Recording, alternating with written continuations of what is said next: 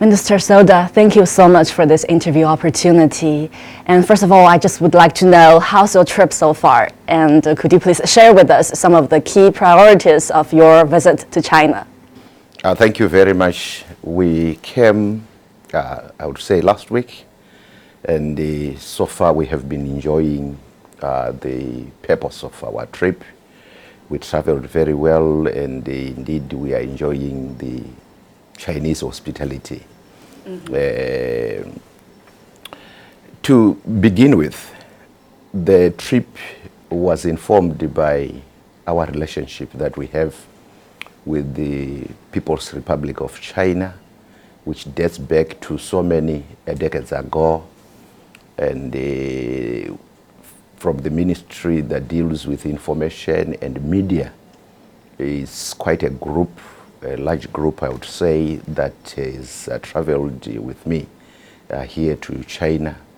The purpose being to deepen our relationship, our collaboration that we have always had, and this time to ensure that as people responsible for chronicling the news, we are aware of the things that make China to be where it is, and whom the people are, to know them better.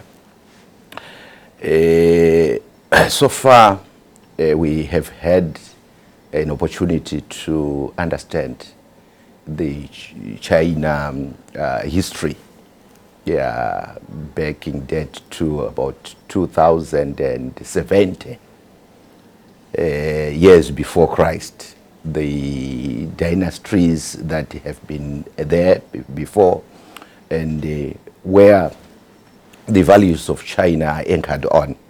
So we are actually enjoying, and we are sharing a lot of information and some expertise that China has in the area of information and media. Yeah, as you just highlighted, media collaboration is definitely one of the key priorities of your visit. And we know that actually recent years there's been increasing media exchanges between Zimbabwe and China. Yes, so when it comes to further our media collaboration and to strengthen our people-to-people mutual understanding, what more can we do? And what benefits are these exchanging programs are bringing to such understanding? Thank you very much. Usually when we have these collaborations, we are sharing information, we are sharing experiences.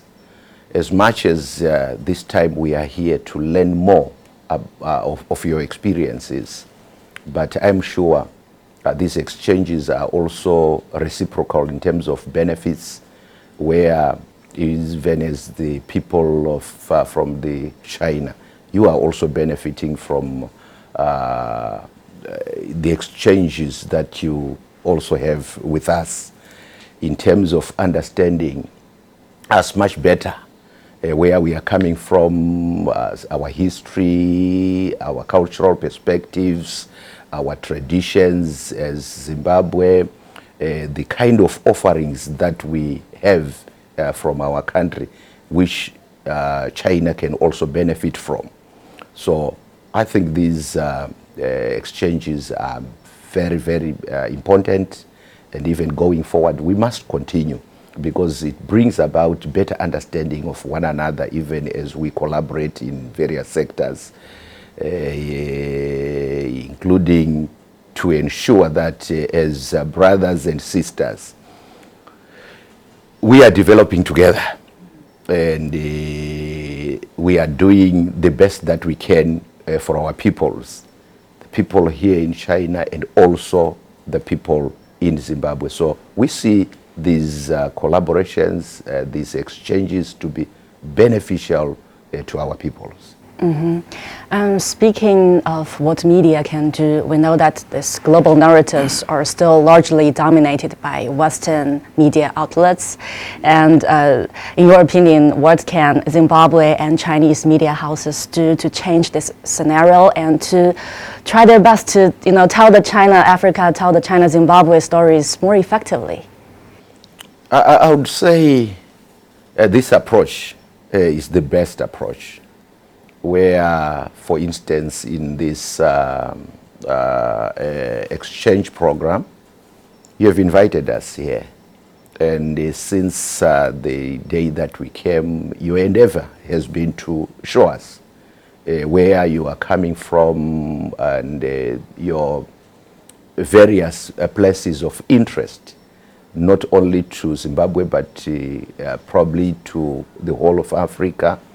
And if we continue to do that, we will also ensure that in future, similar groups, they also come to Zimbabwe, and we are showing them one of the world's wonders that we host in Zimbabwe, the Victoria Falls. And it's not only Victoria Falls, we have quite a number of places of interest to tell you about our history. I think that changes the narrative at the end of the day, because when you get to know someone better, that's when you would be able to tell a story about him or about her, being driven or being anchored by the knowledge that you would have obtained. So I think let's continue with these exchanges on these trajectories where we are sharing information about who we are, so that at the end of the day, out of that interest, the narrative can always change. Many times, narratives are created when you don't know, or probably you are depending on secondary information that you would have obtained. So this exchange has given us the opportunity to have first-hand information, which I think from the various media houses that we brought and the professionals, when they go back, obviously that is going to influence the quality of narratives that they will be sharing with the people back home. And to me, that's a working strategy where there can be a shift from what we used to be focusing on, like you rightly said, that probably it's been Western inclined. But as we continue to collaborate, to talk to each other more family, it means the narratives can begin to drift from the previous focus now to our relationship. Thank you. We know that you're also here for investment opportunities and to expand our investment collaboration as well. There's a big development recently, actually. China's zero-tariff treatment to 53 African countries with diplomatic ties has taken effect. How do you evaluate this policy? What opportunities will it bring to Zimbabwe? And also, from your standpoint, could you just please share with us some of the signature Zimbabwean products that Chinese consumers can expect here in the Chinese market? Thank you very much. It's something that we are looking up to seriously as Zimbabwe to obviously deepen our collaboration, our trade ties, and even our investment ties that we have always had with the People's Republic of China. We are looking at our balance of trade, which we think is going to improve, especially by this special window that has been opened. The removal of those tariffs for 53 countries, that includes Zimbabwe, is a very welcome development, which we would want to seize immediately as Zimbabwe as we speak.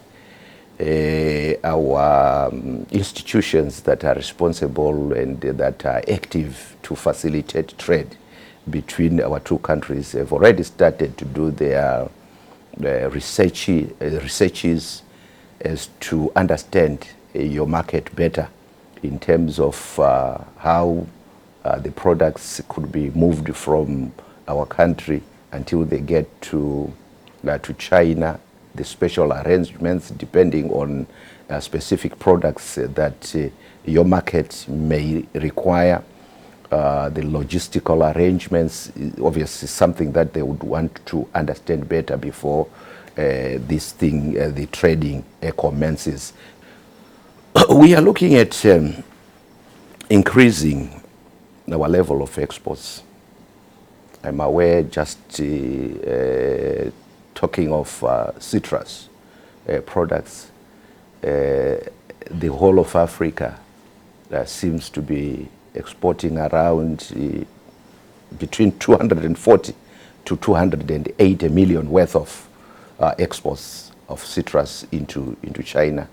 And that's an area where Zimbabwe can exploit and extensively to ensure that we grow our citrus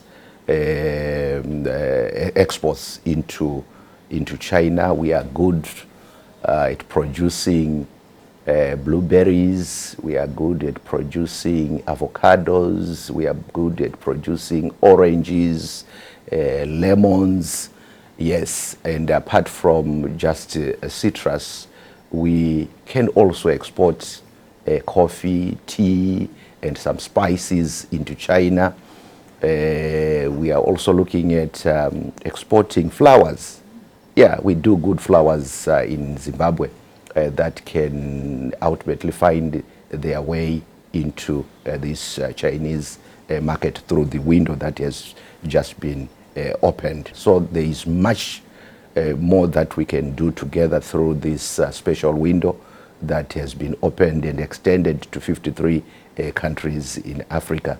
And to us, we are seeing that as an opportunity to increase our exports into China and also to correct the balance of trade. You might be aware that we are importing quite a lot in terms of mechanical equipment that we are taking into our country, electrical equipment, including vehicles that we are importing into Zimbabwe. So by increasing our exports into China, we hope the trade deficit that we have always had will now be corrected.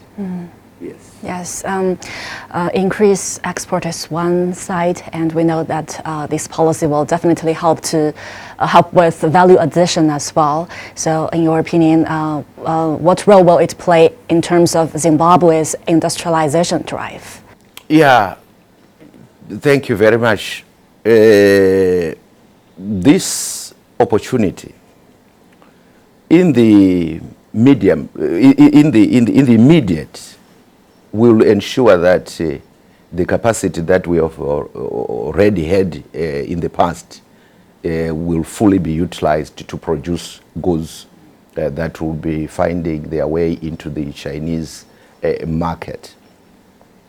But we think that in the medium to the long term, there has to be some plans now to ensure that we process most of the products that we are producing, especially in the area of agriculture, to the standards that the Chinese market would require them to be presented. And that calls for further investments into processing, into manufacturing in our country. So this is not just a window for exporting what we already have, but for further development of our country in terms of strengthening our future trade endeavors, and by so doing, obviously, jobs for the local people will be created. So we are not just seeing this as a small opportunity or a small thing that we can ride on, but much more can be done through this collaboration in the area of trade, where capacity of our local industries can take advantage of, increase their production. We know that Zimbabwe is working towards its Vision 2030. Yes, and China actually has just kicked off its latest 15th five-year plan from 2026 to 2030 as well, with a focus on high-quality development in areas such as science and technology, digital economy, and green transition as well. So in terms of those new areas for collaboration, what opportunities are there for Zimbabwe and China to further explore? Yes, thank you once again. We have been taken through to understand, like I mentioned earlier on, that you have quite a rich history, beginning from the year 1953, I suppose.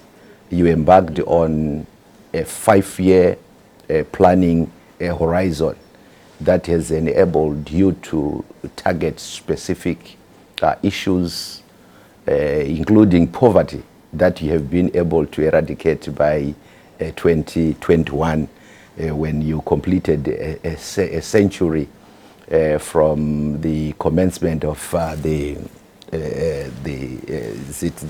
CPC in 1921. And your celebration has been so remarkable, where you celebrated the total eradication of poverty. So what we are learning is that your planning, your 5-year plans have been so effective, and it has made you to achieve specific interests and specific programs, and you have been able to build capacity that you are now leveraging on, even as you enter into this current phase of the 5-year development program, where you are intending to continue to modernize your economy. You have just spoken about your focus being on the greening of your economy, the advancements in your green energy. There is much more that we can do together in that area. You would be aware that Zimbabwe is home for lithium, and not only lithium, quite a number of minerals that are used in the greening of our revolution are found in Zimbabwe. So that's an area where we can collaborate more. I know you have already started to have this collaboration with us in Zimbabwe, in terms of ensuring that you are investing in the extraction. We have the minerals ourselves, but what we didn't have over the years was the technology and the investments to extract the minerals. So we view and value this relationship so much that we are now able to extract those minerals, and going forward we can continue to collaborate in ensuring that Zimbabwe processes most of these minerals in our country before they have left out of the country. And going forward, we want to get to a point where we'll be exporting it at battery grade. And the kind of collaboration that we seek from China is that of enabling us to get to what we envisage. and also jobs will be created for our people back home, and we would want to see ourselves sometime eradicating poverty the way that we have done that 10 years before we got to 2030. You had already eradicated poverty completely. So that's what we would want to also realize ourselves. Yeah, thank you for mentioning that. China did eradicate absolute poverty. I know you're well-traveled here in China. Just want to get your observations on China's poverty alleviation drive. Maybe share one or two stories that you observed, and what experiences and lessons can Zimbabwe draw upon. We have been taken through to understand how you managed to achieve that goal of eradication of absolute poverty. The transformation that happened in villages, we are aware that some time ago China had problems on how to feed its growing population, on how to industrialize. So those are very big and very good lessons for us to say going forward. We need to be too deliberate. Of course, we have our own endeavors, but we are taking a leaf from how you managed to achieve what you have just achieved as a nation.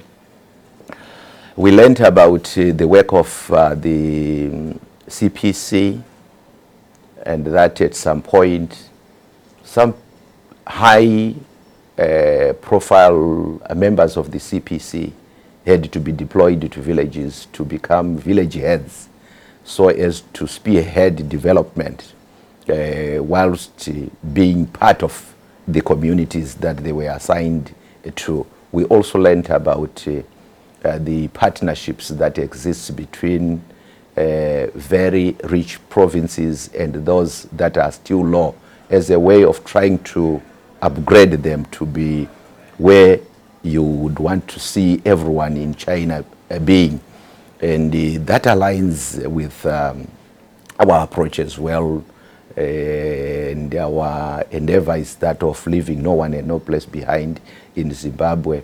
We are also looking at provinces that don't do much, and some support will be given to them through devolution. But I think this kind of collaboration, where we learn from countries that are advanced, will see us getting through when we get to 2030. It's quite interesting how you managed to develop Shenzhen as a special economic zone.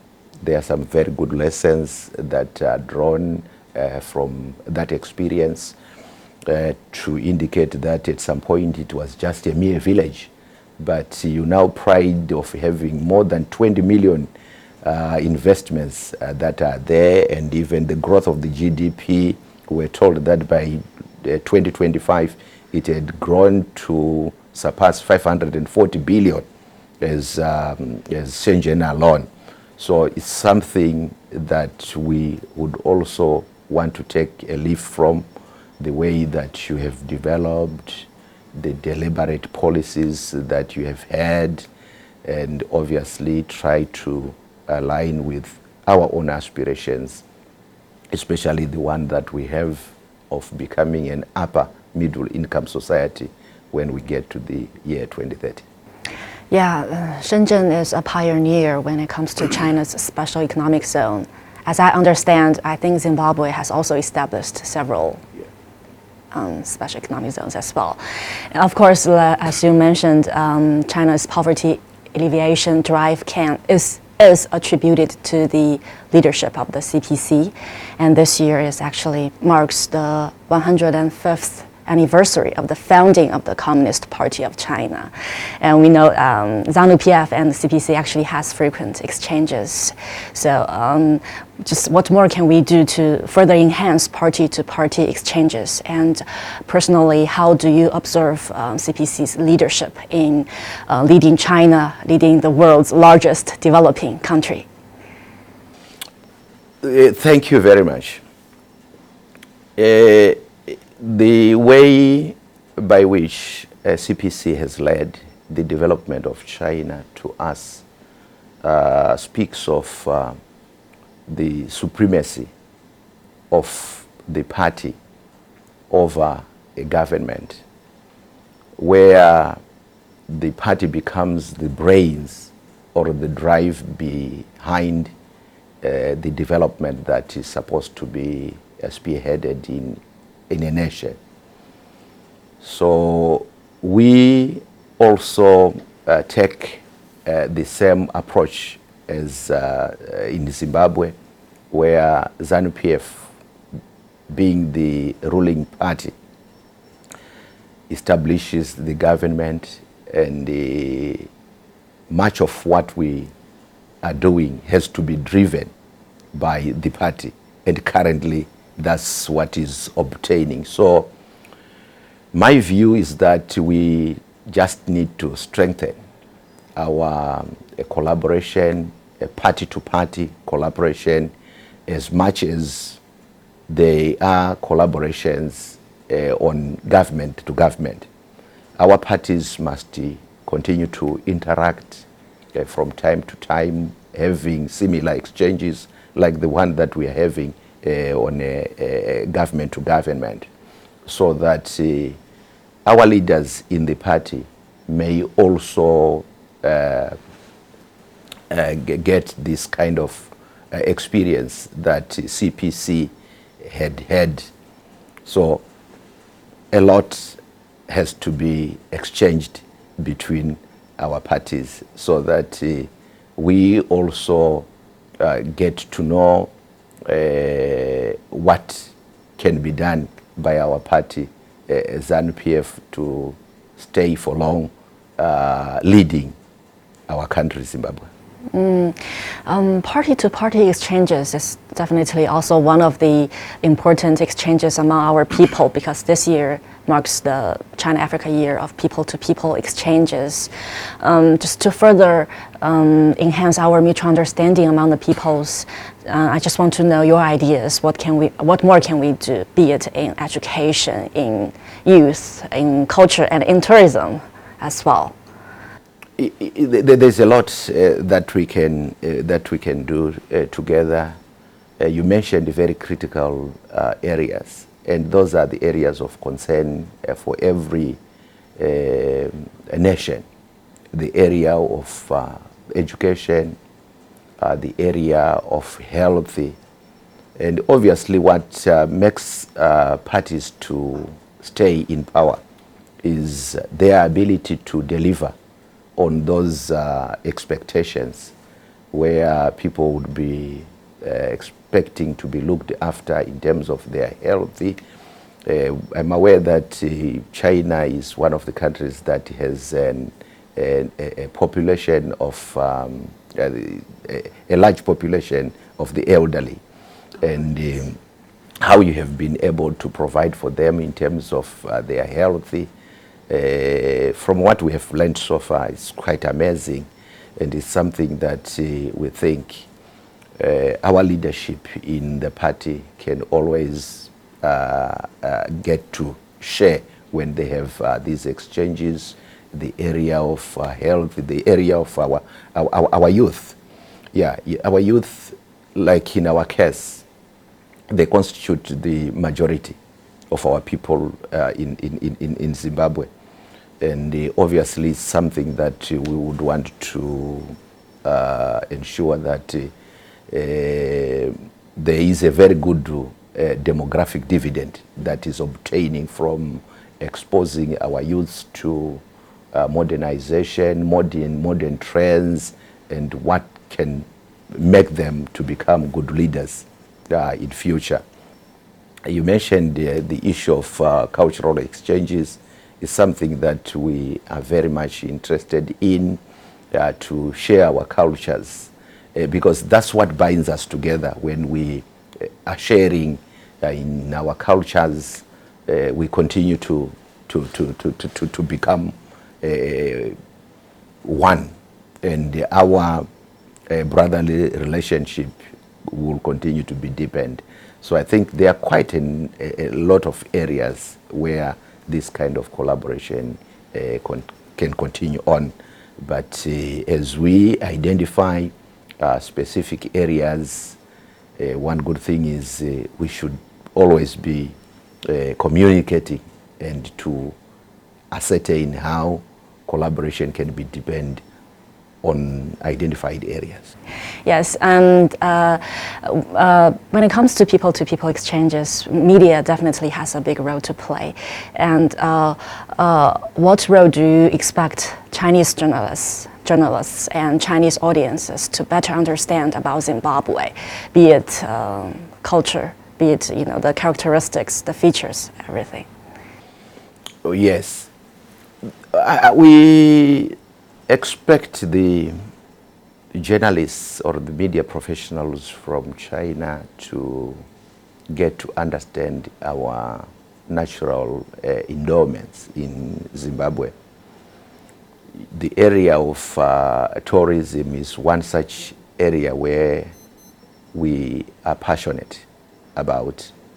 And you would be aware that Zimbabwe last year was mentioned as a tourist area of much interest last year, and by Forbes. Yes, by Forbes magazine, and an area where one has to visit by Forbes magazine. So it's an area where your journalists from China can speak about, and a lot of sites that are in Zimbabwe that many people probably don't know. Many times people speak about Victoria Falls, but that's not the only place of interest in Zimbabwe. There are many others. You can talk of the Nyanga Mountains. You can talk of Matopos Hills. You can talk of Kariba as just examples that I can give for now. And the way that we have been able to preserve our wild animals is amazing. You know, we have developed a system where our people are coexisting with our animals. We have not destroyed them like other jurisdictions have done. We live with our animals, and if that can be popularized, publicized widely, we think it's quite an area of interest to many tourists to tour Zimbabwe. So journalists can do much more by ensuring that Zimbabwe gets to be known to the world. Apart from getting to be known to China alone, it can be known to the whole world as a country that has done much more in terms of conservation, in terms of preserving even our culture that we have in Zimbabwe. You know, we pride ourselves as a country that is peaceful. Zimbabwe, which is development oriented, and from the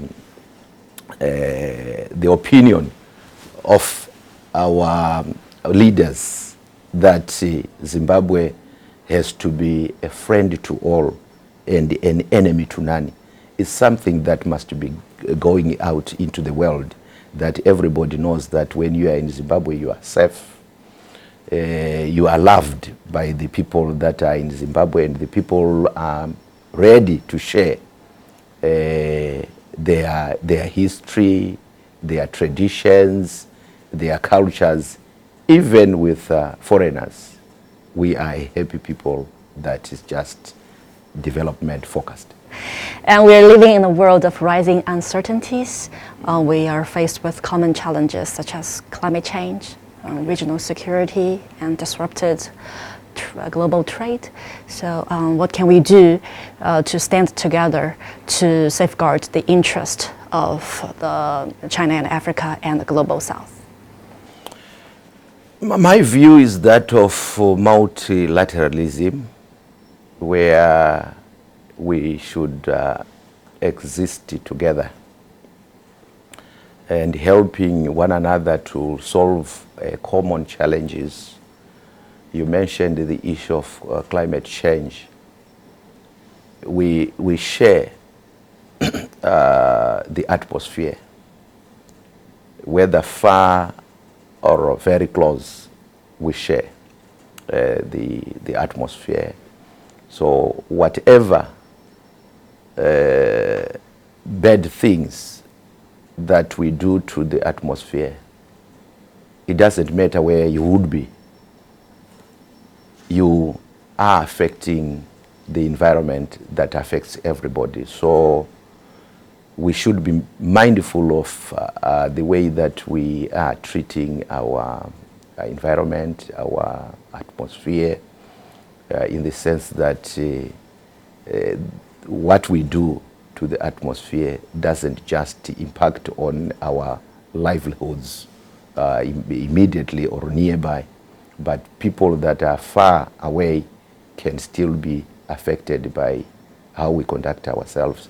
So we must put our hands together and ensure that we work very closely to ensure that what damages our environment is curtailed or is minimized. We must be coming up with ways and means of mitigating the effects that have already occurred, and we continue to reduce and reduce all the time. Those that have developed faster than others should also find a way of assisting in terms of mitigation and in terms of ensuring that there is recovery from the effects, for example, the effects of climate change, which are in some instances bringing about droughts and even the El Ninos.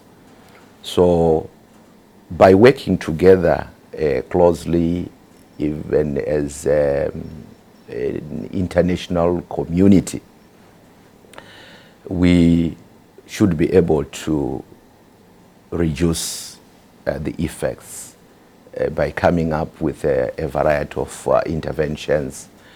Those that have developed faster than other nations should also assist, especially in funding for a mitigation and creation of resilience, especially for